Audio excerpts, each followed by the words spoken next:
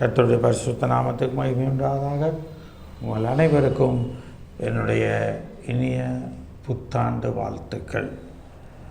கடந்த வருடம் எவ்வளவோ ஏற்றத்தாழ்வுகள் எல்லாவற்றின் மத்தியிலும் தேவன் நம்மை நடத்தி வந்தார்.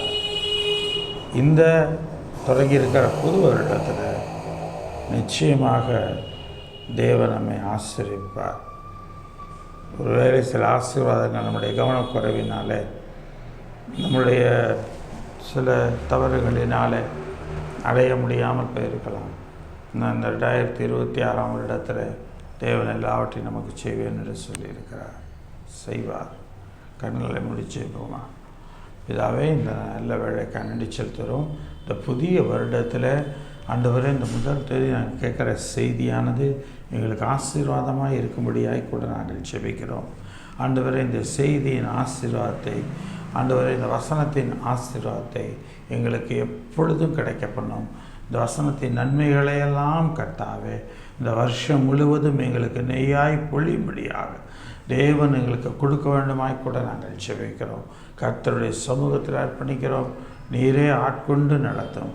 இயேசுவின் நாமத்தில் ஜெபிக்கிறோம் ஜீவனுள்ள பிதாவே, ஆமென். கர்த்தருடைய பரிசுத்த நாமத்துக்கு மகிமை உண்டாவதாக. இந்த புது வருடத்தில் கொடுக்கப்படுகிற வாக்குத்தத்தத்தின் செய்தி இது. ஆதியாகமத்தின் புத்தகம் 32ஆம் அதிகாரம் 9ஆம் வசனம். ஆதியாகமம் 32ஆம் அதிகாரம் 9ஆம் வசனம். பின்பு யாக்கோபு, என் தகப்பனாகிய ஆபிரகாமின் தேவனும் என் தகப்பனாகிய ஈசாக்கின் தேவனுமாயிருக்கிறவரே, நான் உன் தேசத்துக்கும் உன் இனத்தாரிடத்துக்கும் திரும்பிப்போ உனக்கு நன்மை செய்வேன் என்று என்னுடனே சொல்லி இருக்கிற கர்த்தாவே. ஆண்டவர் இந்த யாக்கோபினிடத்தில் ஒரு காரியத்தை சொல்லி இருக்கிறார். இவன் தன் தாய் மாமா லாபானுடைய வீட்டில் இருக்கும் பொழுது கர்த்தர் சொல்லியிருக்கிறார், நீ உன்னுடைய தேசத்துக்கும் உன் இனத்தாரிடத்துக்கும் நீ திரும்பிப்போ, உனக்கு நன்மை செய்வேன் என்று சொல்லி அவர் யாக்கோபிடத்தில் சொல்லியிருக்கிறார். இந்த வார்த்தையை தான் இந்த வருட வாக்குத்தத்தமாக எடுத்திருக்கிறோம். ஆக அந்த நன்மை செய்வேன் என்று சொல்லியிருக்கிற கர்த்தாவே, அதனால தான் அவன் சொல்கிறான், ஆண்டவர் சொன்னதை இங்கே சொல்லி கேட்கிறான். ஆண்டவரே, நீ நன்மை செய்வேன் என்று எனக்கு சொன்னீரல்லவா, ஆக எனக்கு நீ நன்மை செய்ய வேண்டும் என்று சொல்லி கேட்கிறான். நம்மளும் இந்த வருடத்தில் நாம் ஜெபிக்கும் போதெல்லாம், ஆண்டவரே, இந்த வருட துவக்கத்தில் உனக்கு நன்மை செய்வேன் என்று சொல்லி எனக்கு வாக்குத்தத்தம் கொடுத்தீரே, அந்த வாக்குத்தத்தத்தின்படி இந்த நாளிலே எனக்கு நன்மை செய்வீராக, இந்த வாரத்தில் எனக்கு நன்மை செய்வீராக, இந்த மாதத்தில் எனக்கு நன்மை செய்வீராக என்று சொல்லி கேட்க கேட்க தேவன் எல்லா நன்மைகளையும் உங்களுக்கு செய்கிறவராய் இருக்கிறார். எனக்கு அருமையான தேவனுடைய பிள்ளைகளே, இவன் ஜெபிக்கும் பொழுது ஆண்டவரிடத்தில் அந்த வார்த்தையை சொல்லி தேவனிடத்தில் தயவாய் கேட்கிறார். எனக்கு செய்யும் ஆண்டவரே, நீ சொன்னபடி எனக்கு செய்யும் என்று சொல்லி 10ஆம் வசனத்தை பாருங்கள். அடியனுக்கு தேவரீர் காண்பித்த எல்லா தயவுக்கும் எல்லா சத்தியத்துக்கும் நான் எவ்வளவேனும் பாத்திரன் அல்ல. தேவன் இவனுக்கு சொன்னதோடு மாத்திரமல்ல, இவனுக்கு தேவன் என்ன செய்தாராம், காண்பித்த தயவுக்கும் இவனுடைய எல்லா சத்தியத்துக்கும் நான் பாத்திரவான் அல்ல. கர்த்தரிடத்திலிருந்து வந்த வார்த்தைகள், கர்த்தரிடத்திலிருந்து சொல்லப்பட்ட காரியங்கள் எதையும் இவனுக்கு பாத்திரவான் அல்ல என்று சொல்லுகிறான். ஏன் என்று சொன்னால், இவன் தன் தாயினுடைய பேச்சை கேட்டு தன் தகப்பனை வஞ்சித்தான், தன் சகோதரனை வஞ்சித்தான். இவர்களை வஞ்சித்து தேவனுடைய வாக்குத்தத்தம் ஆசீர்வாதங்களை எல்லாம் தகப்பனிடத்திலிருந்து பெற்றுக்கொண்டான். எல்லாவற்றையும் சகோதரிடத்திலிருந்தும் சேஷ்டபுத்திர பாகத்தை பிடிக்க கொண்டான். இவனுடைய வாழ்க்கை இப்படி இருக்கிறபடினாலே இவன் கர்த்தரை தான் இப்பொழுது சார்ந்திருக்க வேண்டும். மறுபடியும் தன் சொந்த ஊர் புறப்படும் பொழுது அவன் அந்த இடத்துல இவைகளை சொல்லுகிறவனாக இருக்கிறான். நான் இந்த இடத்தை விட்டு கடந்து போகும்போது, நதியை விட்டு கடந்து போகும்போது, நான் கோலும் கையுமாய் இந்த யோர்தானை கடந்து போனேன். இந்த யோர்தானை நான் போகும்போது, நான் கடந்து போகும்போது வெறும் ஒரு கோல் ஒரு கையுமாய் கடந்து போனேன். இப்பொழுது 2 பரிவாரங்களையும் உடையவனானேன் என்று சொல்லுகிறான். இப்பொழுது நான் 2 பரிவாரங்களை என் கையில் வச்சிருக்கிறேன் ஆண்டவரே. எனக்கு அப்படிப்பட்ட ஒரு கிருபையை எனக்கு செய்திருக்கீங்க, எனக்கு அப்படி ஒரு நன்மையை செய்திருக்கீங்க. என்னென்ன நன்மைகள் தேவன் அங்கே சொல்லுகிறதை பார்க்கிறோம். தேவரீர் எனக்கு காண்பித்த எல்லா தயவு என்கிற நன்மை, சத்தியம் என்கிற நன்மை, 2 பரிவாரம் என்கிற நன்மை. எனக்கு அருமையான தேவனுடைய பிள்ளைகளே, இந்த நன்மைகளை தேவன் நமக்கும் கொடுப்பாராக. இந்த வருடத்திலே தேவன் எல்லாவற்றையும் நமக்கு செய்வாராக. இந்த வசனத்தை நாம் பார்க்கிறோம். தேவரீர் அடியனுக்கு காண்பித்த எந்த தயவுக்கும் என்று சொல்லி நாம் பார்க்கிறோம். எல்லா தயவுக்கும் நான் பாத்திரவான் அல்ல. அப்போ அந்த தயவு என்று சொல்வது என்பது இது ஒருவரின் மேல் ஒருவர் காட்டுகிற அக்கறை, கரிசனை. இதை தான் அந்த தயவு என்பது பொருள். இதனுடைய பொருள் ஒருத்தர் மீது காட்டுகிற கருணை அல்லது கரிசனை. இதை தான் அங்கே பார்க்கிறோம். ஓசியா தீர்க்கதரிசியின் புத்தகம் 12ஆம் அதிகாரம் 3ஆம் வசனத்திலிருந்து 6ஆம் வசனம் வரைக்கும். யோசியா 12:3-6. அவன் தாயின் கர்ப்பத்திலே தன் சகோதரனுடைய குதிகாலை பிடித்தான், தன் பலத்தினால் தேவனோட போராடினான். அவன் தேவனோட போராடி மேற்கொண்டான், அழுது அவரை நோக்கி கெஞ்சினான். பெத்தேலிலே அவர் அவனை கண்டு சந்தித்து அவ்விடத்திலும் நம்மோடே பேசினார். யாக்கோபிடத்தில் பேசின தேவன் நம்மோடும் பேசுகிறவராயிருக்கிறார். இந்த வசனங்கள் நமக்கும் சொந்தமாய் இருக்கிறது. கர்த்தராகிய அவர் சேனைகளின் தேவன், யெகோவா என்பது அவருடைய நாம சங்கீர்த்தனம். இப்போதும் நீ உன் தேவனிடத்தில் திரும்பு, தயவையும் நியாயத்தையும் கைக்கொண்டு இடவிடாமல் உன் தேவனை நம்பிக்கொண்டிரு. நீ உன் வாழ்க்கையில் என்ன செய்யணும்னா, நீ எல்லாத்தையும் வாழ்க்கையில் போராடி பெற்றுட்டு வந்த, நீ அதில் ஒரு இது கிடையாது. நீ கர்த்தர் யெகோவா என்னும் நாம சங்கீர்த்தனத்தை உடையவிட்டது, நீ எல்லாவற்றையும் நீ பெற்றுக்கொண்ட. இப்போவும் நான் உனக்கு சொல்கிறேன், நீ கடந்த வருடம் எதையும் நீ அனுபவிக்காமல் இருந்திருக்கலாம். ஆனால் இந்த புதிய வருடத்தில் நீ எல்லாவற்றையும் அனுபவிக்க வேண்டுமானால் தயவையும் நியாயத்தையும் கைக்கொண்டு இடைவிடாமல் உன் தேவனை நம்பிக்கொண்டிரு என்று சொல்லி பார்க்கிறோம். இடைவிடாமல் தேவனை நம்புகிறவனாக இருக்க வேண்டும். அப்போஸ்தல நடவடிக்கைகளின் புத்தகம் 7ஆம் அதிகாரம் 44 முதல் 47 வசனங்கள் வரைக்கும். அப்போஸ்தல நடவடிக்கைகளின் புத்தகம் 7ஆம் அதிகாரம் 44. மேலும் நீ பார்த்த மாதிரியின்படியே சாட்சியின் கூடாரத்தை உண்டு பண்ணுவாயாக என்று மோசேயுடனே பேசினவர் கட்டளையிட பிரகாரமாக அந்த கூடாரம் வனாந்தரத்திலே நம்முடைய பிதாக்களோடு இருந்தது. மேலும் யோசுவாவுடனே கூட அவனுடைய பிதாக்கள் அதை பெற்றுக்கொண்டு தேவன் அவர்களுக்கு முன்பு துரத்திவிட்ட புறஜாதிகளுடைய தேசத்தை அவர்கள் கட்டி கொள்கையில் அதை அந்த தேசத்தில் கொண்டு வந்து தாவீதின் நாள் வரைக்கும் அதை வைத்திருந்தார்கள், சாட்சியின் கூடாரத்தில் வைத்திருந்தார்கள். இவன் தேவனிடத்தில் தயவு பெற்றபடினால், யாரு? தாவீது. தேவனிடத்தில் தயவு பெற்றபடினால் யாக்கோபின் தேவனுக்கு ஒரு வாசஸ்தலத்தை தான் கட்ட வேண்டும் என்று இவன் விருப்பம் அங்கே பண்ணினான், விண்ணப்பம் பண்ணுகிறான். என கருமையான தேவனுடைய பிள்ளைகளே, இவன் தேவனிடத்தில் தயவு பெற்றபடினால் தாவீதுக்கு தேவன் தயவை காட்டினான். அந்த தயவை பெற்றபடினால் யாக்கோபின் தேவனுக்கு ஒரு வாசஸ்தலத்தை, ஒரு ஆலயத்தை கட்ட வேண்டும் என்று விண்ணப்பம் பண்ணுகிறான். இவனுடைய விண்ணப்பத்தை இவன் கேட்டான். ஆனால் தேவன் அவனுக்கு சொன்ன பதில், உன்னுடைய கைகளிலே இரத்தம் படிந்திருக்கிறபடினாலே நீ யுத்தம் செய்த அநேக காரியங்களிலே வெட்டுப்பட்ட இரத்த காரியங்கள் உன் கரத்தில் இருக்கிறபடினாலே நீ கட்ட மாட்டாய். உன்னுடைய எல்லா எண்ணங்களும் நல்லது தான், ஆனால் உன் மகன் அதை கட்டுவான் என்று சொல்லி கர்த்தர் அவனுக்கு சொல்லுகிறார். 47ஆம் வசனத்தில் பாருங்கள், சாலமோனோ அவருக்கு ஆலயத்தை கட்டினான். தாவீது கர்த்தருக்கு கட்ட வேண்டும் என்று எண்ணம் கொண்டான், ஆனால் கட்டியது அவனுடைய மகன். அந்த ஆலயத்துக்குரிய எல்லாவற்றையும் தாவீது சம்பாதித்து ஏற்கனவே அங்கு வைத்திருந்தான். அவை எல்லாவற்றையும் அவன் பயன்படுத்தினான். ஆனால் அங்கே தேவனுடைய வசனம் 48 சொல்லுகிறது, ஆகிலும் உன்னதமானவர் கைகளினால் செய்யப்பட்ட ஆலயங்களில் வாசமாகிறார். இன்றைக்கு கைகளினால் கட்டப்பட்ட ஆலயங்களிலே அவர் வாசமாக இருப்பதில்லை. அவர் எல்லா இடத்திலும் எங்கும் இருக்கிறார். யார் யார் எங்கிருந்து கூப்பிடுகிறார்களோ அவர்களுக்கு அந்தந்த இடத்திலிருந்து அங்கங்கே பதில் கொடுக்கிறவராய் இருக்கிறார் என்று சொல்லி பார்க்கிறோம். இந்த தயவு என்பது தேவன் காண்பிக்கிற ஒரு காரியம், தேவனால் ஒரு மனுஷன் ஒருவனுக்கு காட்டுகிற காரியம். நெகேமியா தீர்க்கதரிசியின் புஸ்தகம் 2ஆம் அதிகாரம் 7-8 வசனங்களை பார்க்கிறோம். நெகேமியா 2:7-8.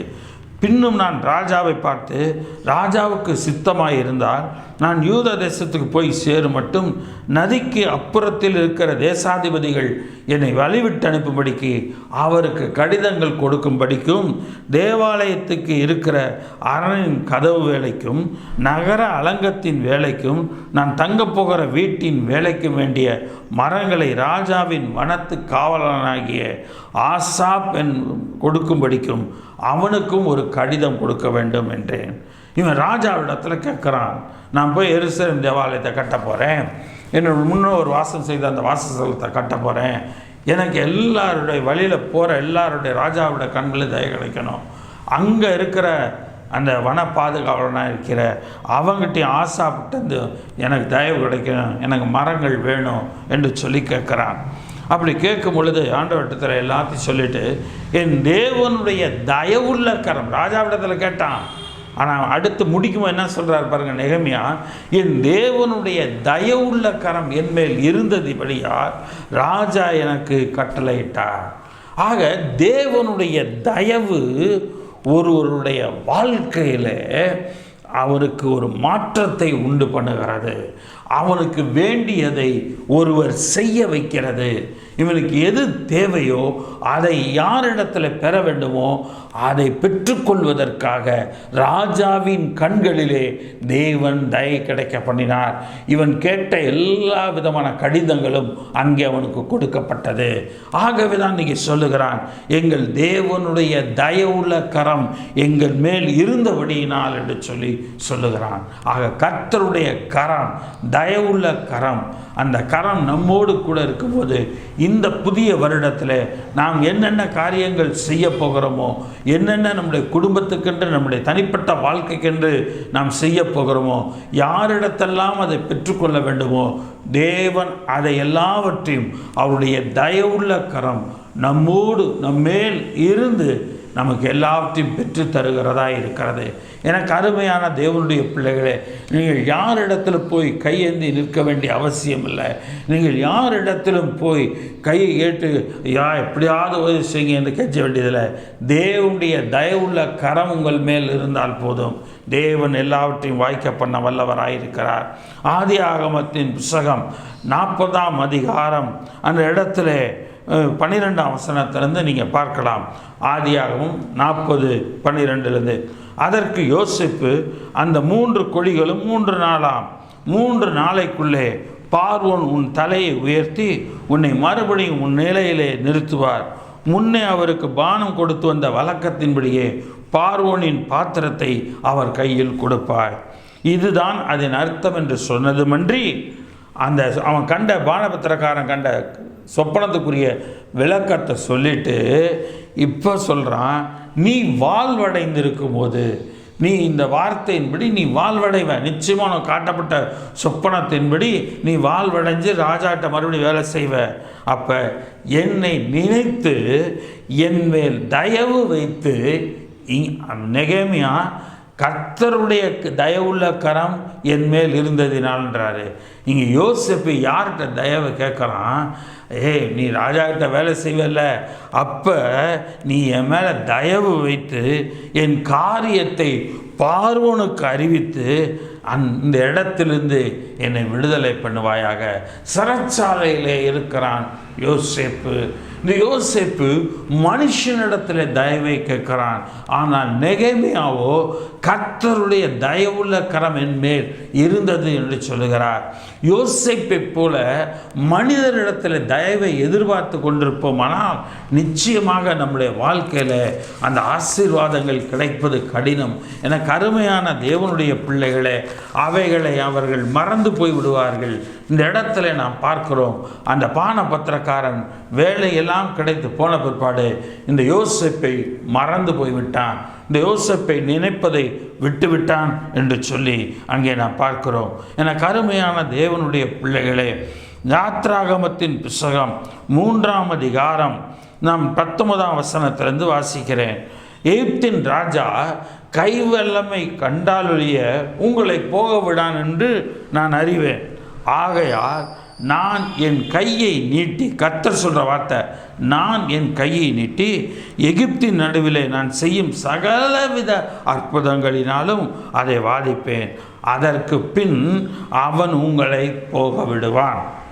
அப்பொழுது, இங்கே தான் தேவை என்ன முக்கியமானது, 21ஆம் வசனம், அப்பொழுது இந்த ஜனங்களுக்கு எகிப்தியரின் கண்களில் தயவு கிடைக்க பண்ணுவேன்.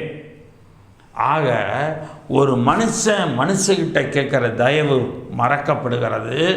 ஒரு மனிதனுக்கு தேவன் பாராட்டுகிற தயவு மனிதனை செயல்பட வைக்கிறது. அங்கே ஆண்டவர் சொல்லுகிறார், நான் எகிப்தியரின் கண்களிலே தயவு கிடைக்க பண்ணுவேன் என்று சொல்லுகிறார்.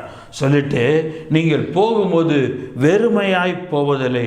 ஒவ்வொரு ஸ்திரீயும் தன் தன் அயலாகத்திலும் தன் வீட்டில் தங்குகிறவளிடத்திலும் வெள்ளி உடைமைகளையும் பொன்னுடைமைகளையும் வஸ்திரங்களையும் கேட்டு வாங்குவாள். அவைகளை உங்கள் குமாரருக்கும் உங்கள் குமாரத்திகளுக்கும் தரிப்பித்து எகிப்தியரை கொள்ளையிடுவீர்கள். இந்த வருடத்தில் மிக பெரிதான அளவுக்கு ஆசீர்வாதத்தை பெற்றுக்கொள்வீர்கள். தேவன் உங்களை வெறுமையாக உங்களை அனுப்ப மாட்டார். நீங்கள் படித்தாலும் சரி, நீங்கள் வேலைக்கு போகிறவராக இருந்தாலும் சரி, என கருமையான தேவனுடைய பிள்ளையே, கர்த்தர் யார் யாருடைய கண்களிலே தயவு கிடைக்க வேண்டுமோ அவர்கள் கண்களிலே தயை கிடைக்க பண்ணுவார்.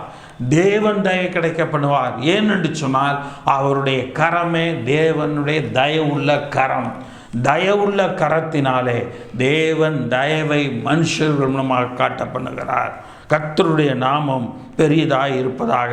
யாத்ராகமத்தின் புத்தகம் 11ஆம் அதிகாரம் 3ஆம் வசனத்தை பார்க்கிறோம். யாத்ராகமம் 11:3 அந்த இடத்துல பார்ப்பீர்களானால், அப்படியே கர்த்தர் ஜனங்களுக்கு எகிப்தியரின் கண்களில் தயவு கிடைக்க செய்தார் என்று சொல்லி பார்க்கிறோம்.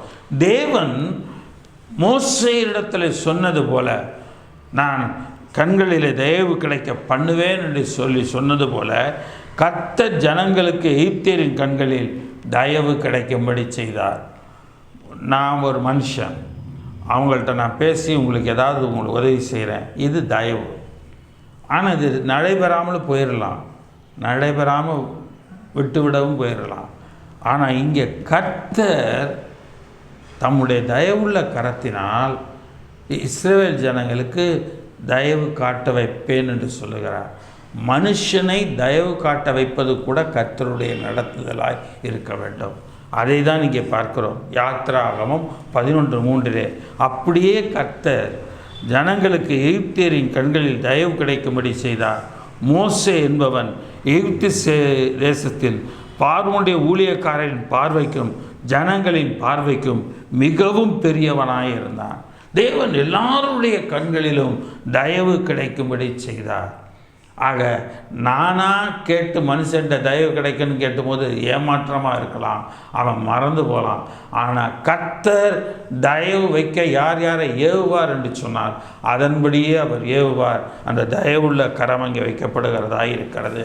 உபாகமத்தின் புஸ்தகம் 33ஆம் அதிகாரம் 23ஆம் வசனம்.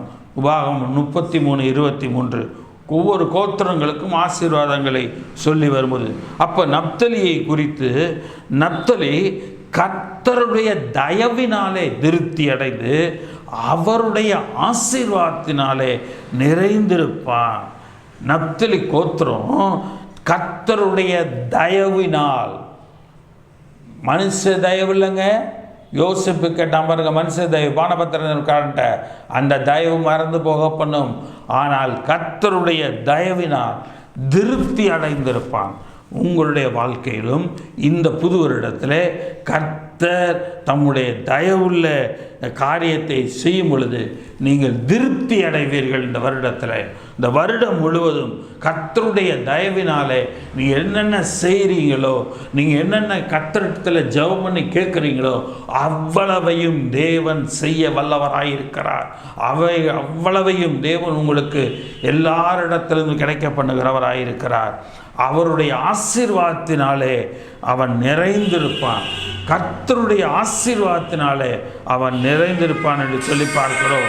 எனக்கு அருமையான தேவனுடைய பிள்ளைகளே, கர்த்தர் பெரிய காரியங்களை நமக்கு செய்ய வல்லவராய் இருக்கிறார். கர்த்தர் நல்லவர். உபாகமத்தின் புஸ்தகம் 7ஆம் அதிகாரம் 9ஆம் வசனம். உபாகமம் 7:9. ஆகையால் உன் தேவனாகிய கர்த்தர் தேவன் என்றும் தம்மில் அன்பு கொண்டு தம்முடைய கற்பனைகளை கைக்கொள்ளுகிறவர்களுக்கு அவர் 1000 தலைமுறை மட்டும் உடன்படிக்கையையும் தயவையும் காக்கிற உண்மையுள்ள தேவன் என்றும். உடன்படிக்கையும் காக்கிற தேவன், தயவையும் காக்கிற உண்மையுள்ள தேவன். நீங்கள் செய்தி கேட்டுக்கொண்டிருக்கிற இந்த நேரத்தில் இந்த செய்தி கொடுக்கும்படி வசனங்களையெல்லாம் கொடுத்த தேவன் உங்கள் மேல் உண்மையுள்ள தேவனாய் இருக்கிறார். அவர் உண்மையாகவே உங்களுக்கு தயை கிடைக்க பண்ணுவார். யார் யார் இடத்துல தயை கிடைக்க வேண்டுமோ அவர்கள் எல்லாருடைய பார்வையிலும் அவர்கள் எல்லாரிடத்திலும் தயை கிடைக்க பண்ணுவார். எஸ்ராவின் புஸ்தகம் 7ஆம் அதிகாரம் 9ஆம் வசனம். எஸ்ரா 7:9. 1ஆம் மாதம் 1ஆம் தேதியிலே நான் பாபிலோனிலிருந்து பிரயாணமாக புறப்பட்டு 5ஆம் மாதம் 1 தேதியிலே என் தேவனுடைய தயவுள்ள கரம் தன் மேல் இருந்ததினால் எருசலேமுக்கு வந்தான். தன் தேவனுடைய தயவுள்ள கரம். அங்கே நெகேமியா சொன்னது போல தான் இந்த இடத்துல எஸ்ராவும் சொல்கிறாரு, தன் தேவனுடைய தயவுள்ள கரம் தன் மேல் இருந்ததினால் எருசலேமுக்கு வந்தான். அது ஒரு பிரயாணம் வாய்க்கப்படுவது, ஒரு முயற்சி வாய்க்கப்படுவது கூட தேவ தயவு இருக்குமானால் வாய்க்கப்படும். அதுபோல கர்த்தர் உங்களுக்கு தயவை பாராட்டுவார். கண்டிப்பாக உங்களுக்கு யார் யார் மூலமாக என்னென்ன காரியம் ஆக வேண்டுமோ அது அத்தனையும் நடந்தேறும். கர்த்தர் உங்களை ஆசீர்வதித்திருப்பார். இந்த வருடம் முழுவதும் கர்த்தர் உங்களுக்கு நன்மை செய்கிறார். தயவுள்ள என்கிற நன்மையை தேவன் உங்களுக்கு செய்கிறவராக இருக்கிறார். இது அதே எஸ்ராவின் புஸ்தகத்தில் 27ஆம் வசனத்தில் கடைசி பகுதியில் பார்ப்பீங்கன்னா, எல்லா மகா பிரபுகளுக்கும் முன்பாக எனக்கு தயவு கிடைக்க பண்ணின எங்கள் பிதாக்களின் தேவனாகிய கர்த்தருக்கு ஸ்தோத்திரம். எல்லா பிரபுக்களுக்கும் முன்பாக எனக்கு தயவு கிடைக்க பண்ணின எங்கள் பிதாவின் தேவனாகிய கர்த்தருக்கு ஸ்தோத்திரம். எங்களுடைய முற்பிதாக்களின் தேவனாகிய கர்த்தருக்கு ஸ்தோத்திரம். நம்ம வாழ்க்கையிலங்க ஏன் இவ்வளவு நாள் தடைப்பட்டிருந்திருக்கு தெரியுமா? ஆசீர்வாதம். நப்தலிக்கு அந்த ஆசீர்வாதம் வந்திருக்குது, நமக்கே அது இல்லாமல் இருந்துச்சு. இத்தனைக்கும் போன வருஷம் கொடுத்த செய்தி நற்சீர் உண்டாக்குவேன், செழிப்பு உண்டாக்குவேன்ற காரியம்தான். ஆனாலும் ஏன் நடந்துச்சு? ஏன் நடக்காமல் தடைபட்டெல்லாம் இருந்துச்சு? யோசித்து பார்த்தீங்கன்னா, நம்ம யோசிப்பை போல் மனுஷன்கிட்ட தயவை நாடிட்டுருக்குறோம் நம்மளா மனுஷிக முயற்சியில். ஆனால் தேவனிடத்தில், ஆண்டவரே நீர் எல்லாருடைய கண்களிலும், யார் யாருடைய கண்களில் எனக்கு தயை கிடைக்கணுமோ அவங்க எல்லாருடைய கண்களிலும் எனக்கு தயை கிடைக்க பண்ணும் ஆண்டவரே என்று சொல்லி ஜெயிப்பீர்களே. ஆனால் கர்த்தர் உங்களுக்கும் தயை கிடைக்க பண்ணுவார். கண்டிப்பாக தயை கிடைக்க பண்ணுவார். 2 சாமுவேலின் புஸ்தகம் 22ஆம் அதிகாரம் 26ஆம் வசனம். 2 சாமுவேல் 22:26. தயவுள்ளவனுக்கு நீர் தயவுள்ளவராகவும், உத்தமனுக்கு நீர் உத்தமராகவும், புனிதனுக்கு நீர் புனிதராகவும், மாறுபாடுள்ளவனுக்கு நீர் மாறுபடுகிறவராகவும் தோன்றுவீர். அப்போ தேவன் தயவுள்ளவனுக்கு தயவுள்ளவராக காணப்படுகிறார், அவர் தோன்றுகிறார். நாமளும் தயவு காட்டுகிற அந்த நன்மை சுபாவம் நம்மகிட்ட இருக்க வேண்டும். நாமும் நன்மை செய்கிறவர்களாக நாம் இருக்க வேண்டும். கொலோசையருக்கு எழுதின நிருபம் 3ஆம் அதிகாரம் அந்த இடத்துல 12 முதல் 14 வசனங்கள். கொலோசையர் 3:12-14. ஆகையால் நீங்கள் தேவனால் தெரிந்து கொள்ளப்பட்ட பரிசுத்தரும் பிரியருமாய் உருக்கமான இரக்கத்தையும் தயவையும் மனத்தாழ்மையையும் சாந்தத்தையும் நீடிய பொறுமையும் தரித்து கொண்டு. ஆக கொலோசையருக்கு எழுதும் பொழுது அந்த நிருபத்தை எழுதும்போது சொல்கிறார், நீங்கள் தெரிந்து கொள்ளப்பட்ட பரிசுத்தரும் பிரியமானவர்கள், உருக்கமான இரக்கத்தை உடையவங்க, தயவையும் மனத்தாழ்மையையும் சாந்தத்தையும் நீடிய பொறுமையும் தரித்து கொள்ள வேண்டும். நம்மக்கிட்ட தயவு காட்டுகிற அந்த சுபாவம் இருந்தால்தான் நமக்கு தேவன் மற்ற எல்லாரிடத்திலும் தயவு கிடைக்க பண்ணுவார். அவரே செய்கிற தயவு காட்டுகிறவராக இருக்கிறார். அவர் மற்றவருடைய கண்களிலிருந்து தயவு கிடைக்க பண்ணுகிறவராக இருக்கிறார். சங்கீதத்தின் புஸ்தகம் 30ஆம் அதிகாரம் 5 முதல் 7 வசனங்கள். சங்கீதம் 30:5-7. அவருடைய கோபம் ஒரு நிமிஷம், அவருடைய தயவோ நீடிய வாழ்வு. அவர் கர்த்தருடைய கோபம் ஒரு நிமிஷம்தான், அதுக்குள்ளே அவர் மறந்துடுவார், எல்லாத்தையும் மறந்துடுவார். ஆண்டவரே ஏசப்பா நான் தெரியாமல் செஞ்சுட்டேன் மன்னிச்சுக்கிங்க அப்படின்னு ஆண்டவர்கிட்ட ஒப்பு கொடுத்தோம்னா அந்த ஒரு நிமிஷத்தில் அவருடைய கோபம் கடந்து போகும். ஆனால் அவருடைய தயவு நீடிய வாழ்வு. அதனால தான் கர்த்தருடைய தயவை தேடுங்கன்னு நான் சொல்கிறேன். கர்த்தருடைய தயவு என்கிற அந்த நன்மையை அவன் யாக்கோபு தன் வாழ்க்கையில் பெற்றிருந்தான். அதனால தான் அவன் ஆசீர்வாதங்களை நிறைய உடையவனாய் இருந்தான். அந்த இடத்துல அவனுக்கு கிடைக்க முடிந்தது. சாயங்காலத்தில் தங்கும், விடியற் காலத்திலே களிப்புண்டாக்கும். நான் ஒரு காலம் அசைக்கப்படுவதில்லை என்று என் வாழ்விலே சொன்னேன்.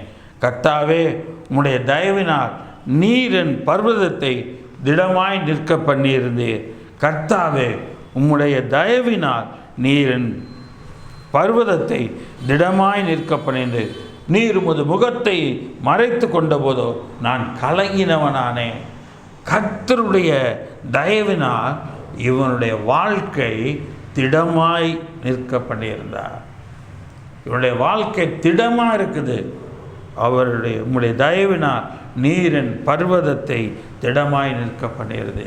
கர்த்தர் நிற்கப்படுவார். இந்த வருஷம் உங்களை திடமாய் தேவன் நிற்க பண்ணுவார். அவருடைய தயவினால் எந்த காரியத்திலும், எந்த மனுஷனுடைய செயல்களினாலோ அல்ல மற்ற எதனுடைய காரியத்தினாலோ நீங்கள் ஒன்றும் ஆக மாட்டீங்க.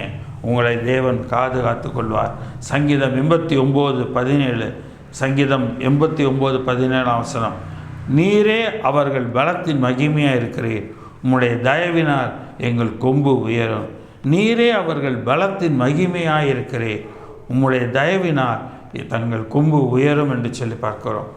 அவருடைய தயவினால் நம்ம பேர் கொம்பு விளங்க வேண்டும் சொன்னால், கொம்பு உயரும் என்று சொன்னால் நம்முடைய பேர் விளங்குதல். எல்லாம் சொல்லுவாங்க, அவங்ககிட்ட போங்க. நம்ம உலகத்தில் சொல்கிறாங்களே அந்த டாக்டர் போங்க, கைராசியான டாக்டர், அவரை போய் பாருங்கள். அவரை பார்த்து அவர் மருந்து என்ன ஏது கொடுக்குறார், உடனே அதெல்லாம் நடந்துடும். நீங்கள் அந்த டாக்டரை பாருங்களேன். இவ்வளோ கஷ்டப்படுறீங்க, இவ்வளோ பண்ணுறதுக்கு நீங்கள் இவ்வளோ அந்த டாக்டரை போய் பார்த்தா நல்லாயிருக்கும். அதே போல் தான் சொல்கிறேன்.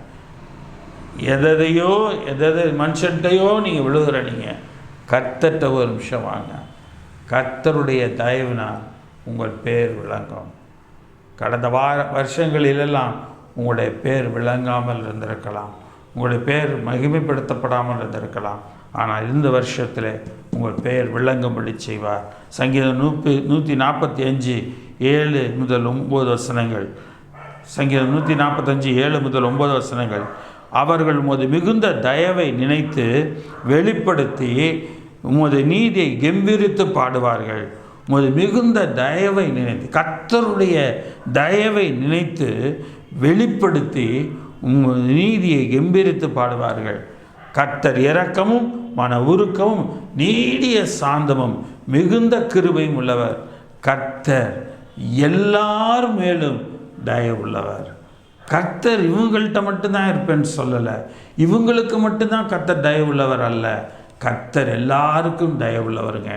யாக்கோபுக்கு தயவுள்ளவராக இருந்த கர்த்தர் நமக்கும் தயவுள்ள கர்த்தராக இருக்கிறார். அந்த தயவுள்ள கர்த்தரிடத்துல எல்லாவற்றையும் கேளுங்க. எந்த மனுஷனிடத்துலேருந்து காரியம் ஆகணுமோ அந்த மனுஷன்கிட்ட கேட்குறத விட கர்த்தர்ட்ட முதலாவது ஜெபம் பண்ணி கேளுங்க. ஆண்டவரே, இவருடைய கண்களில் எனக்கு தயவு கிடைக்க வேண்டும், அதற்கு உம்முடைய கண்களில் எனக்கு தயவு வேண்டும்ப்பா.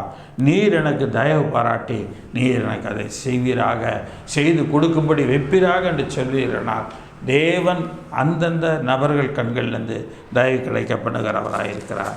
நம்முடைய தேவன் எல்லார் மேலும் தயவு உள்ளவராக இருக்கிறார். இரண்டாவது சொல்லுகிற அவனுடைய வார்த்தை, அடியனுக்கு தேவரீர் காண்பித்த எல்லா தயவுக்கும் எல்லா சத்தியத்துக்கும் நான் எவ்வளவு வேணும் பாத்திரன் அல்ல. அவன் அங்கே சத்தியத்துக்கும் நான் பாத்திரன் அல்ல. உண்மையான ஒரு நிகழ்வை பற்றி ஒருவர் உண்மையாக சொல்வாரானால் அதுதான் சத்தியம். உண்மையாக நடந்தவைகளை அப்படியே எதுவும் பெறலாமல் அந்த உண்மையாக அதை வெளியில் சொல்வாரானால் அதுதான் சத்தியத்துக்கு ஒரு உதாரணம்.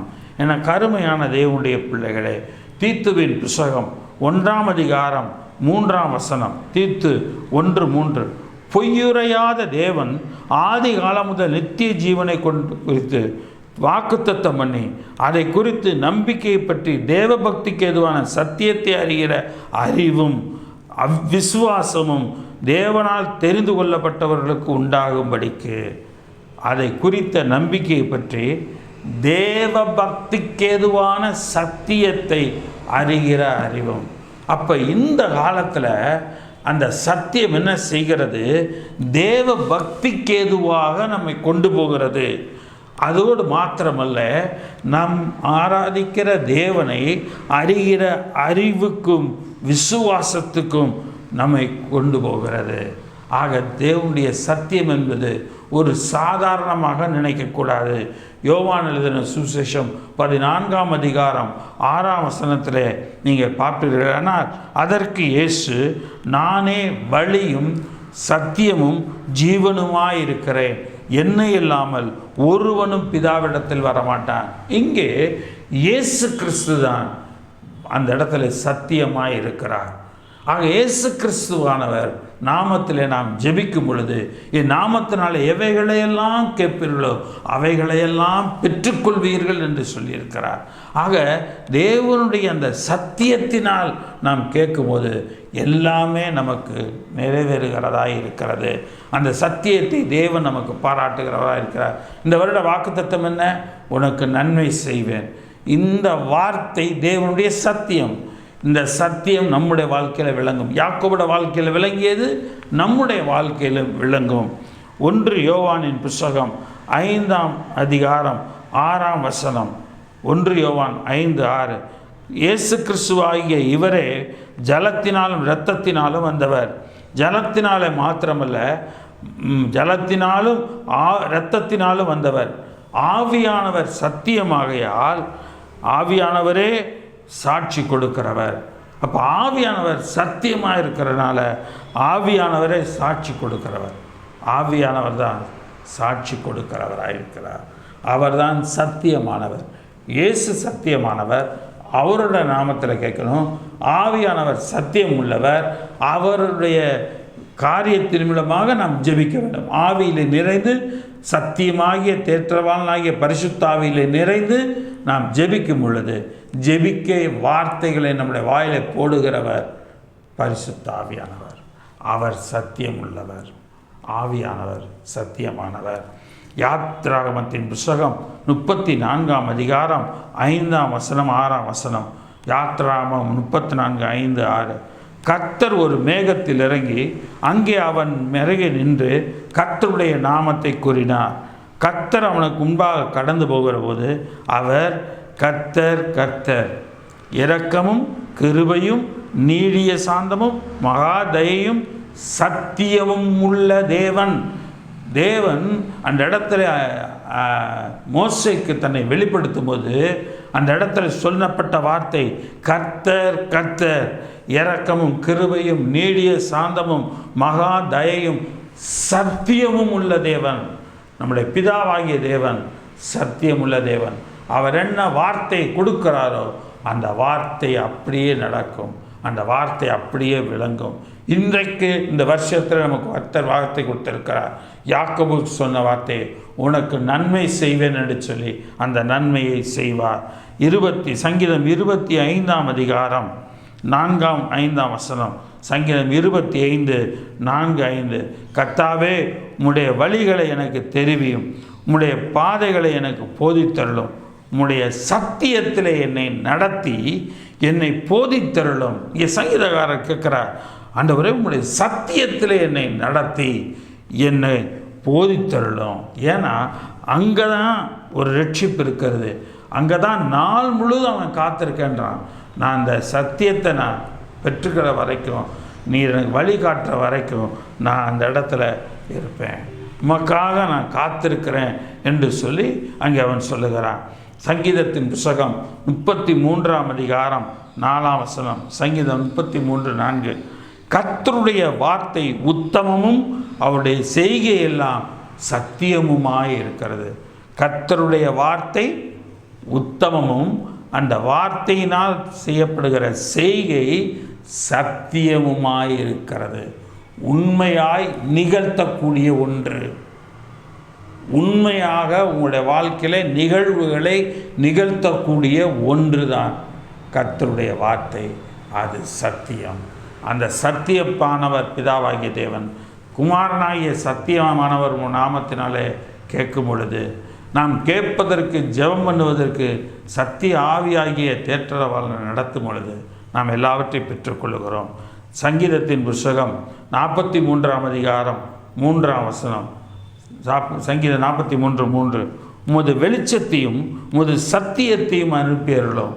உலக பிரகாரமான வெளிச்சத்தை அவன் கேட்கலங்க, அவன் சொல்கிறான், உமது வெளிச்சத்தையும் உம்முடைய சத்தியத்தையும் அனுப்பியருளும்.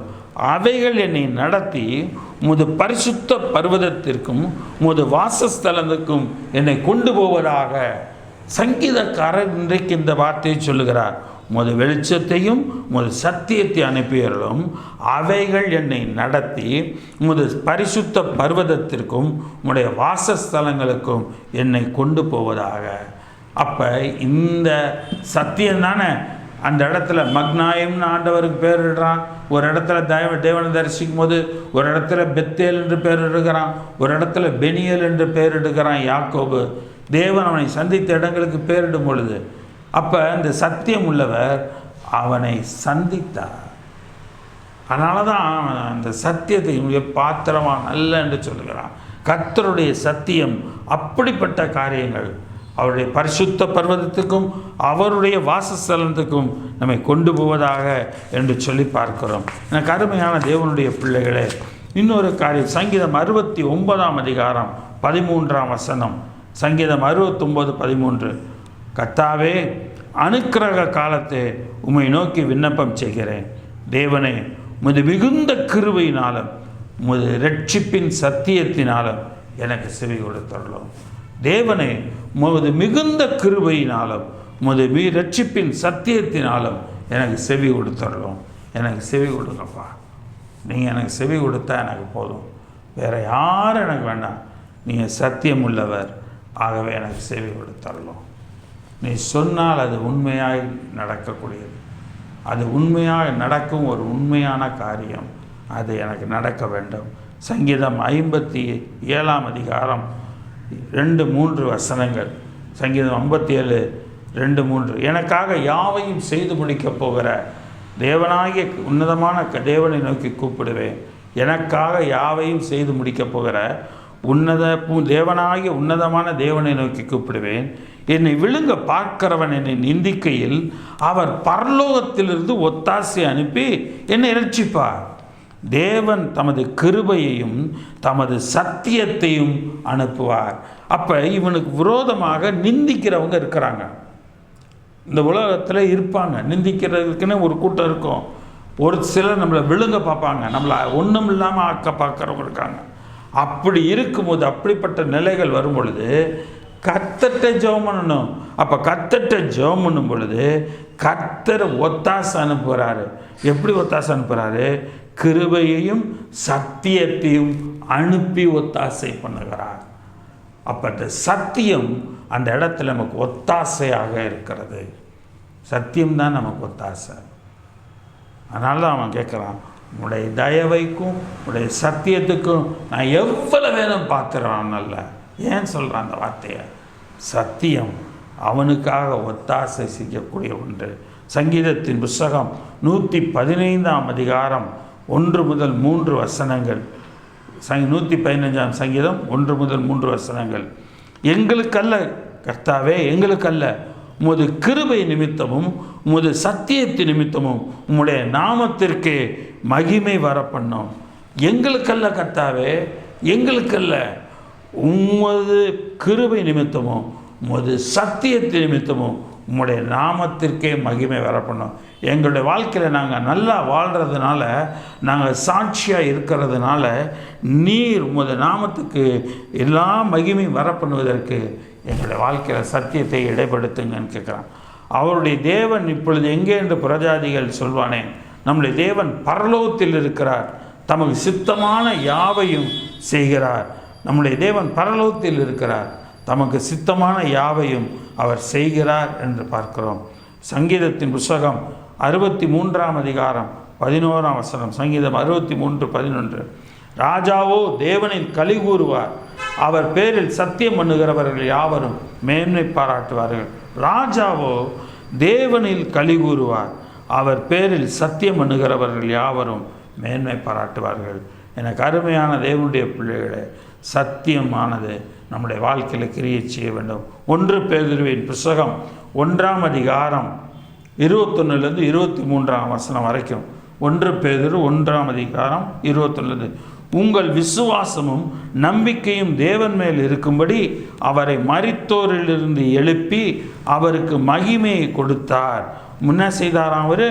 மகிமையின் தேவன் என்ன செய்கிறார்? விசுவாசமும் நம்பிக்கையும் தேவன் மேல் இருக்கும்படிக்கு அவரை மரித்தோரிலிருந்து எழுப்பி அவருக்கு மகிமையை கொடுத்தார். சத்தியத்தை மரித்தோரிலிருந்து எழுப்ப பண்ணி அந்த சத்தியத்துக்கு மகிமை கொடுத்தார். ஆகையால் நீங்கள் மாயமற்ற சகோதர சேவை உள்ளவர்களாகும்படி ஆவியினாலே சத்தியத்திற்கு கீழ்ப்படிந்து உங்கள் ஆத்துமாக்களை சுத்தமாக்கி கொண்டவர்களாக இருப்பீர்கள். சுத்த இருதயத்தோட ஒருவரில் ஒருவர் அன்பு கூறுங்கள். சத்தியத்திற்கு கீழ்ப்படிங்க. கர்த்தருடைய வார்த்தைக்கு நீங்கள் கீழ்ப்படிங்க. கர்த்தருடைய வார்த்தை நிறைவேறுகிறதாக இருக்கிறது. தேவனுடைய வார்த்தை எல்லாவற்றிலும் நமக்கு அது செய்யக்கூடியதாக இருக்கிறது. 1 யோவானின் புஸ்தகம் 2ஆம் அதிகாரம் 21ஆம் வசனம். 1 யோவான் 2:21. சத்தியத்தை நீங்கள் அறியாததினால் அல்ல, நீங்கள் சத்தியத்தை அறிந்திருக்கிறதினாலும் சத்தியத்தினால் ஒரு பொய்யும் உண்டாயிராது என்பதை நீங்கள் அறிந்திருக்கிறதுனாலும் உங்களுக்கு எழுதியிருக்கிறேன். சத்தியத்தை அறிந்திருக்கிறதினால் சத்தியத்தினால் ஒரு பொய்யும் உண்டாகாது. அப்போ தேவன் இவனுக்கு காட்டிய சத்தியத்தில் தேவன் ஒன்று கூட இவனுக்கு பொய் சொல்லலை, எல்லாவற்றையும் உண்மையாய் நடப்பித்தார். உண்மையாக அவன் வாழ்க்கையில் எல்லாவற்றையும் செஞ்சு முடித்தாருங்க. எல்லாத்தையும். ஒரு அழுகிற பிள்ளைக்கு சொல்லுவாங்களே, சரி அம்மா கடை கொண்டு போய் பிஸ்கட் வாங்கி தரேன். அந்த நேரம் அந்த பிள்ளை அழுக வைக்கிறது, அழுகிறத நிறுத்துறதுக்கு என்னென்ன சொல்லணுமோ அதை சொல்கிறோம். ஆனால் அதுக்கப்புறம் செய்யாமல் கூட போயிடுவோம். ஆனால் கர்த்தர் அப்படி உள்ளவருங்க இல்லைங்க. கர்த்தர்கிட்ட என்ன அவருடைய வசனத்தை சத்தியத்தை வச்சு ஜெபம் பண்ணுறோமோ அவர் சத்தியம் உள்ளவர். ஆக அவர் தம்முடைய சத்தியத்தை நிமித்தம் நம்முடைய வாழ்க்கையில் சத்தியம் பாராட்டுவார். நமக்கு எல்லாம் நடக்கும். இந்த வருஷம் அவருடைய தயவுக்கும் அவருடைய சத்தியத்திற்கும் நாம் பாத்திரவான்கள் அல்ல. யாக்கோபே அப்படி சொல்கிறான்னா நம்மளும் அப்படி தான், நம்மளும் பாத்திரவான் அல்ல. ஆனால் அப்படிப்பட்ட அளவுக்கு தேவன் அந்த தயவையும் அந்த சத்தியத்தையும் நமக்கு கொடுக்கிறவராய் இருக்கிறார்.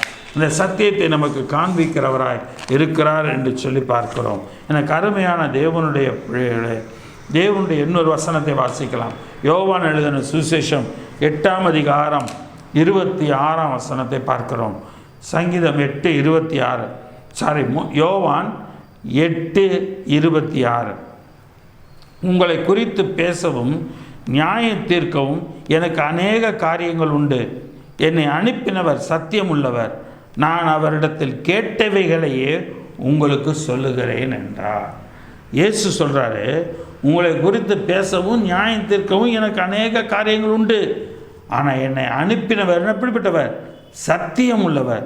நான் அவரிடத்தில் கேட்டவைகளை தான் உங்களுக்கு சொல்கிறேன்.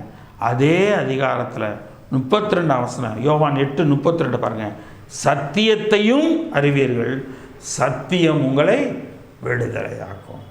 அப்போ நம்மளை விடுதலை ஆக்கிறதும் சத்தியம்தான், வாழ வைக்கிறதும் சத்தியம்தான். அதனால தான் அவன் சொல்கிறான், அடியனுக்கு தேவரீர் காண்பித்த எல்லா தயவுக்கும் எல்லா சத்தியத்துக்கும் நான் எவ்வளவேனும் பாத்திரம் அல்ல. நான் கொஞ்சம் கூட பாத்திரம் கிடையாது. ஏன் தெரியுமா ஆண்டவரே? அதுக்கப்புறம் சொல்கிறான், 3வது நன்மை பரிவாரம் என்கிற நன்மை, 2வது நன்மை சத்தியம் என்கிற நன்மை, 3வது நன்மை 2 பரிவாரம் என்கிற நன்மைகள்.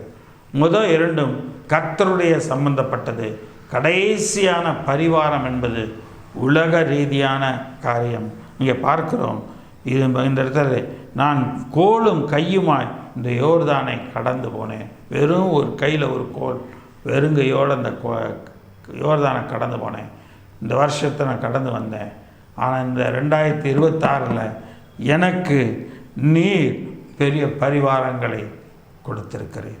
ரெட்டிப்பான பரிவாரங்களை, 2 பரிவாரங்களையும் எனக்கு உடையவனானேன். பரிவாரம் என்று சொன்னால் ஒரு கூட்டம், நம்மை நேசிக்கிற, நம்மை ஆதரிக்கிற, நம்மை அரவணிக்கிற ஒரு கூட்டத்தை தேவன் உண்டு பண்ணுவார். அந்த கூட்டத்தை தேவன் தான் கூட்டி சேர்ப்பார். அந்த கூட்டி சேர்க்கிறது தான் பரிவாரம். கூட்டி சேர்க்கப்படுகிறவர்கள் தான் பரிவாரம். 2 நாளாகமத்தின் புஸ்தகம் 9ஆம் அதிகாரம் 1ஆம் வசனத்தை பார்க்கிறோம். 2 நாளாகமம் 9:1.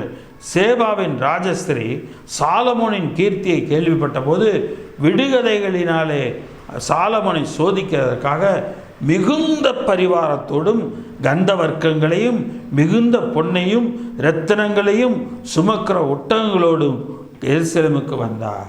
அங்கே பார்க்க மிகுந்த பரிவாரத்தோடும் கந்தவர்க்கங்களையும் மிகுதியான பொன்னையும் ரத்தினங்களையும் சுமக்கிற ஒட்டகங்களோடும் எருசலேமுக்கு வந்தார். எதுக்காக? சாலமோனை சோதித்து பார்க்கறதுக்காக பரிவாரத்தோடு வருகிறார். அவள் கொண்டாந்தது போல் 12ஆம் வசனத்தை பாருங்கள். சேபாவின் ராஜஸ்திரி ராஜாவுக்கு கொண்டு வந்தவைகளை பார்க்கிறோம். அதிகமாய் அவள் ஆசைப்பட்டு கேட்ட எல்லாவற்றையும் ராஜாவாகிய சாலமோன் அவளுக்கு கொடுத்தான். பின்பு அவள் தன் பரிவாரத்தோடு தன் தேசத்துக்கு திரும்பி போனான். அந்த பரிவாரம் என்பது அது அவங்களை சுற்றிலும் இருக்கிற கூட்டம். அது ஒரு பெரிய ஜனக்கூட்டமாக இருக்கும். ஆதியாகமத்தின் புஸ்தகம் 50ஆம் அதிகாரம் 6 முதல் 9 வசனங்களை பார்க்கிறோம். ஆதியாகமம் 50 6 முதல் 9. அப்பெருக்கு பார்வோன், உன் தகப்பன் உன்னிடத்தில் ஆணையித்தபடியே நீ போய் அவரை அடக்கம் பண்ணி வா என்றான். அப்படியே யோசேப்பு தன் தகப்பனை அடக்கம் பண்ண போனான். அப்பார்வனுடைய அரண்மனையில் இருந்ததான பெரியவர்களாகி அவனுடைய சகல உத்தியோகஸ்தரும் எகிப்து தேசத்தில் உள்ள சகல பெரியோரும் யோசேப்பின் வீட்டார் யாவரும் அவன் சகோதரரும் அவன் தகப்பன் வீட்டாரும் அவனோடே கூட போனார்கள். தங்கள் குழந்தைகளையும் தங்கள் ஆடு மாடுகளையும் மாத்திரம் கோசே நாட்டில் விட்டுட்டு மீதி எல்லாரும் போகிறாங்க. 9ஆம் வசனத்தில் பாருங்கள், ரதங்களும் குதிரை வீரரும் அவனோட போனது வழியால் பரிவார கூட்டம் மிகவும் அதிகமாக இருந்தது. இது தாங்க நடக்கும் நம்முடைய வாழ்க்கையில். நம்ம எங்கே போனாலும் நம்மளை சுற்றிலும் ரதங்களும் குதிரை வீரருமாக தேவன் அங்கே கொடுத்திருப்பார். ஒரு பாதுகாப்பை தேவன் கொடுப்பார். ஒரு பரிவாரமாக நமக்கு கர்த்தர் வாழ்ந்திருக்க, பாதுகாப்போடு இருக்க கர்த்தர் அரவணைத்து நம்மை நடத்துகிறவராக இருக்கிறார்.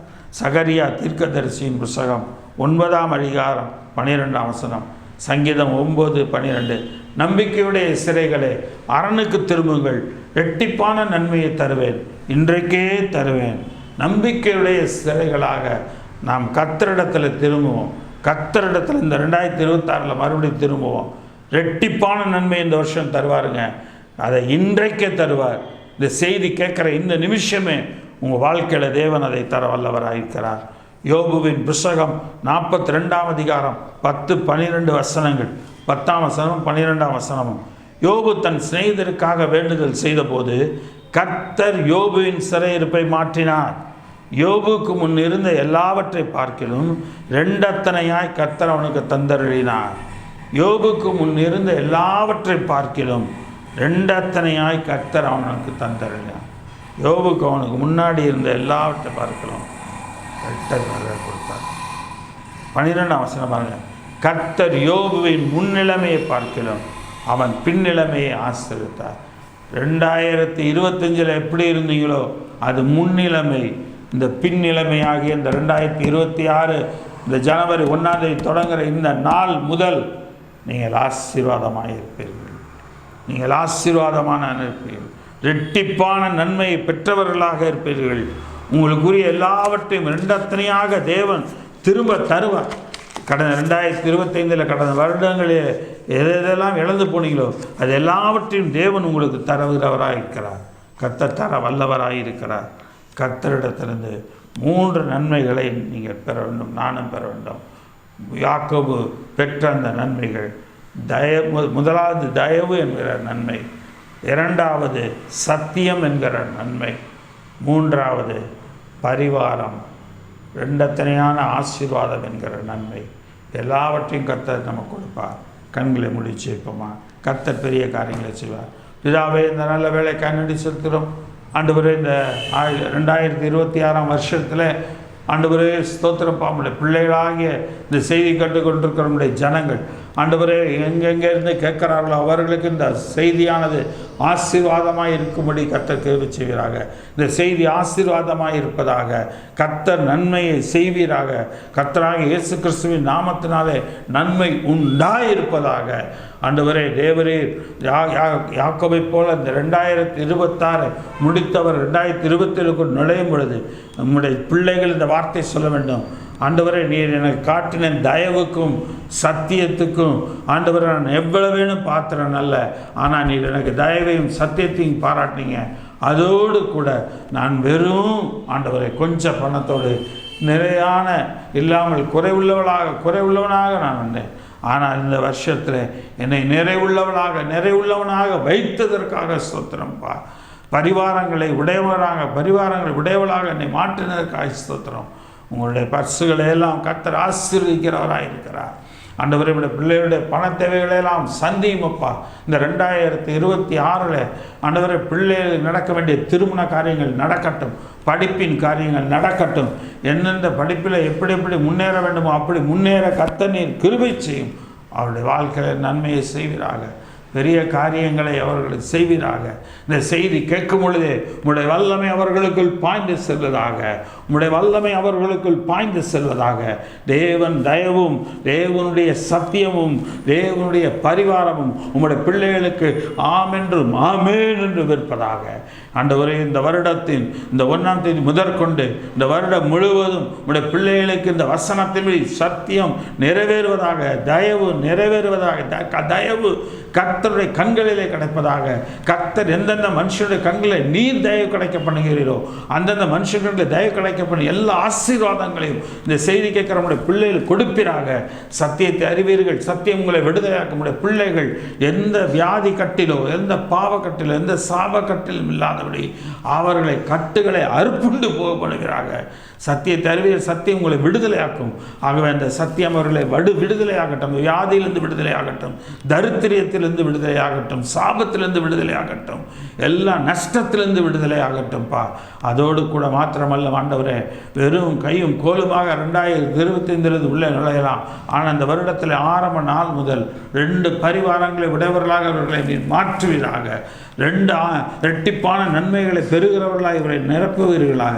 இயேசு ஆண்டவரை யோபுவின் வாழ்க்கையில் ஆண்டவர் எப்படி இரட்டிப்பான நன்மை கிடைத்ததோ அதே போல் நம்முடைய பிள்ளைகளுக்கு 2 அத்தனையாக இந்த 2026 கொடுப்பீராக. இந்த 2026 2 அத்தனையான ஆசீர்வாதங்கள் கிடைக்க போகிறக்காக ஸ்தோத்திரம். கர்த்தர் அப்படி செய்ய போகிறக்காக நன்றி. கர்த்தர் தொடர்ந்து வழிநடத்தி காத்துக்கொள்ளும். இந்த ஜனவரி 1ஆம் தேதி இந்த நேரம் முதற்கொண்டு ஆண்டவரே, இந்த வருடம் முழுவதும் உடைய வருகை தாமதித்த அந்த வருடம் முழுவதும் ஆண்டவரே ஸ்தோத்திரம்ப்பா, கடந்து வந்து உடைய தயவினாலும் உடைய சத்தியத்தினாலும் ஆண்டவரை கடந்து வந்து 2 பரிவாரங்களோடு 2 எத்தனையான ஆசீர்வாதங்களோடு கர்த்தருக்கு ஆண்டவரை புதிய ஒரு வருட ஆராதனையை சந்திக்க கிருபை செய்வீராக. கர்த்தர் தொடர்ந்து காத்துக்கொள்ளும், வழி நடத்தும், ஆசீர்வதியும். இயேசுவின் நாமத்தில் ஜெபிக்கிற ஜீவனுள்ள பிதாவே, என் ஆத்மாவே கர்த்தரை ஸ்தோத்திரி, என் முழுவதுமே அவருடைய பரிசுத்த நாமத்தை ஸ்தோத்திரி. என் ஆத்மாவே கர்த்தரை ஸ்தோத்திரி, கர்த்தர் செய்த சகல உபகாரங்களை மறவாதே. ஆமென். கர்த்தர் உங்களுக்கு யாக்கோபுக்கு காண்பித்த கிருபையையும் தயவையும் உங்களுக்கும் காட்டுவார். ஸோ அந்த 2 ஆசீர்வாதம், தயவு என்கிற ஆசீர்வாதம், சத்தியம் என்கிற ஆசீர்வாதம். 3வது உலக ரீதியாக நிறைவுள்ளவளாக 2 எத்தனையான ஆசீர்வாதம் உள்ளவர்களாக தேவன் உங்களை மாற்றுவார். கர்த்தரிடத்தில் விசுவாசமாக இருங்க. ஆண்டவர், எனக்கு தயவு தேவை, உடைய கண்களில் கேளுங்க, உடைய சத்தியத்தில் என்னை நடத்துன்னு கேளுங்க, நடத்துவார், தயவை கொடுப்பார். அதே போல் ஆண்டவரே, எனக்கு 2 எத்தனையான ஆசீர்வாதத்தை தாரம் கேளுங்க, கேட்டுட்டு வருங்க, விசுவாசத்தில் இருங்க. கர்த்தர் நிச்சயமாகவே 2 எத்தனையான ஆசீர்வாதத்தை உங்களுக்கு தருவார். கர்த்தர் உங்களை ஆசீர்வதிப்பாராக. ஆமென், ஆமென், ஆமென்.